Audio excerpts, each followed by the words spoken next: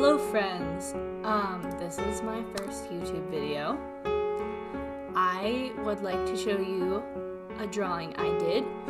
I'm very proud of it. It's a bit old, however, I'm still proud of it. I'm gonna do a speed paint and kind of talk you guys through what I did.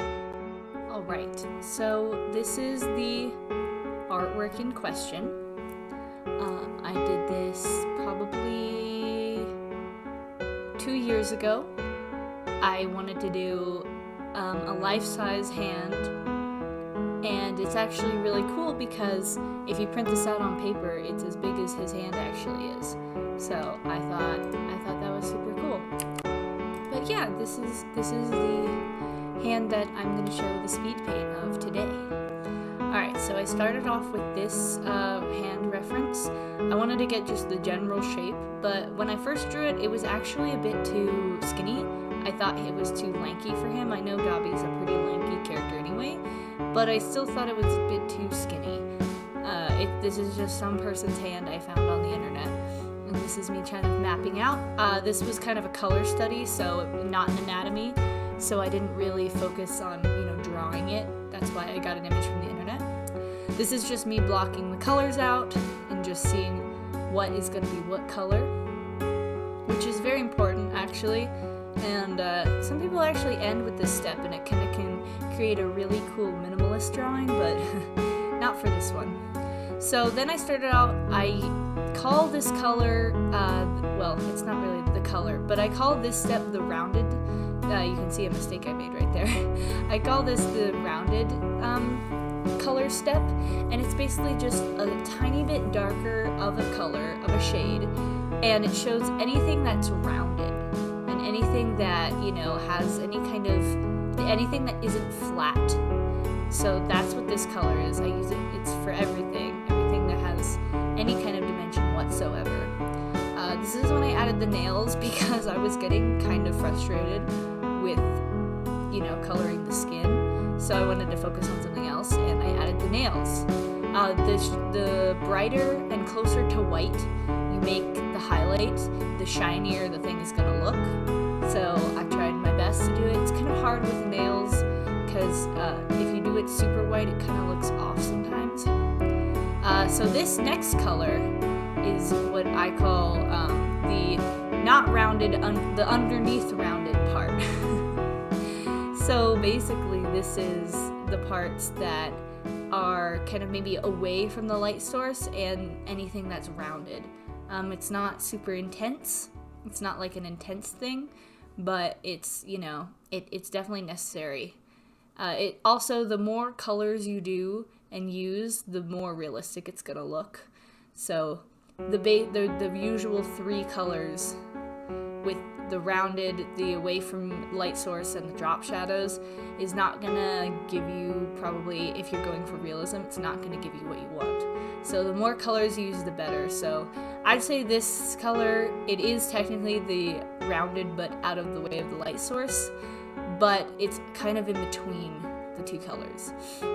That was me figuring out the knuckles. Knuckles are very hard to shade, so I couldn't figure it out. So these shadows are not quite the drop shadows, but they're like anything that is protruding off the surface or has a pretty big divot and difference between where the surface and then the object.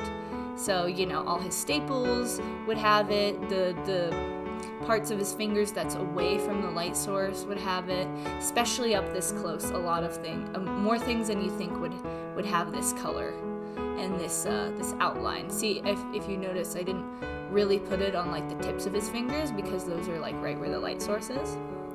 Also, a tip, if you want it to look textured, don't blend it as much. The more you blend it, the smoother it's gonna look, which maybe is what you want. But if you're doing skin is never perfectly smooth, so you wanna not blend it all the way. Make it look like a nice transition of color, but don't blend it completely. So this is me still figuring out the knuckles. Knuckles are annoying. I believe I redo this later, but this is how it is now. Depending on the color of the shadow, that's where your character is. So like I chose shadows that are kind of just like the generic type of shadows, which is adding black to the skin color is basically. But depending on where you are and like what you want to portray, like warm shadows are closer to like a pink or a red, and cool shadows are closer to a purple or a blue. So it kind of depends what you want from your character. So this is me adding the highlights, which is probably my favorite part because highlights just really make everything pop and just really, you know, everything just, you just can notice everything much better. Shadows are great too, but highlights can really improve a drawing drastically, and it's sudden too because it's just all of a sudden the highlights are just there and it's just much better. So this is me coloring his burnt or dead skin, which is slightly different because it has a completely different texture than regular skin. It's at least when I imagine touching it, I think of it pretty rough and, you know, not really pleasant to the touch, and maybe kind of like cracked almost. Like when you touch skin, it's usually like pretty malleable and soft, but I imagine this part of his skin pretty rough, and like if you try to like pinch it, I feel like it would like crack or something. So this part I remembered last minute, which is funny. It's the part where the staples are digging into his hand. That's very important for realistic stuff. Anything that interacts with the skin to make it look like it's interacting with the skin, because it's, you know, there's staples pulling, so that will leave a mark. It will make it look like you're drawing, parts of your drawing are actually interacting with each other instead of having, you know, it just look like it's one thing on top of the other, which is a challenge for a lot of artists. This is me touching up his fingers because I didn't like it at this point. I was approaching the end and I didn't like it. And a lot of times when I don't like a drawing, I try to find what I don't like about it and fix it. And at this point, I didn't like his fingers, like his knuckles. I was pretty happy with the palm and his thumb, but his other 4 fingers, I just didn't like it as much. So this is me trying different things to try and fix it. As you can see, there was lots of trial and error. I didn't exactly know how to do this to make it look how I wanted, how I was picturing in my head. So this was quite a challenge. Yeah, don't give up if you're not happy with don't give up if you're not happy with the drawing. I hope this was an enjoyable video to watch. It's my first YouTube video, so I don't really know what I'm doing. I just started streaming, so YouTube is new to me, very new, so any constructive criticism is very helpful. I still need to come up with something to say to people